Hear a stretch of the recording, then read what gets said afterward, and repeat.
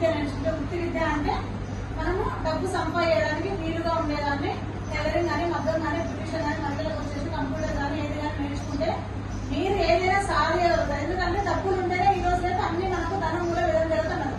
డబ్బులు ఉంటే ఏదైనా చేయగలుగుతాం, అవునా కదా? కాబట్టి మీరు పని నేర్చుకున్నాక షాప్స్ పెట్టుకొని లేదంటే గవర్నమెంట్ జాబ్స్ అయినా స్కూళ్ళలో టైలరింగ్ పోస్ట్ ఉంటాయి. కాబట్టి మీరు నేర్చుకున్నాక డబ్బు ఎలా సంపాదించాలి తెలిసిపోతుంది. ఎందుకంటే పని చేస్తాం డబ్బులు వస్తాయి. తర్వాత సంపాదించిన డబ్బులు ఎలా పొదుపు చేసుకోవాలి. మనం 100 రూపాయలు సంపాదించినాం, ఒక 10 రూపాయలు ఒక చేసినాం అనుకోండి, 10 రోజులు వరుసగా 10 రూపాయలు వేస్తే 100 రూపాయలు 10 రోజులు, అవునా? ఆ 100 రూపాయలు ఇంకా దగ్గర యూజ్ అవుతుంది. మనం వచ్చేసి ఖచ్చితంగా మనం పని చేస్తున్నప్పుడు సంపాదిస్తున్నప్పుడు పొదుపు చేయడం చాలా ఇంపార్టెంట్. ఈ కాలంలో పొదుపు లేకుండా వేస్ట్ అనమాట.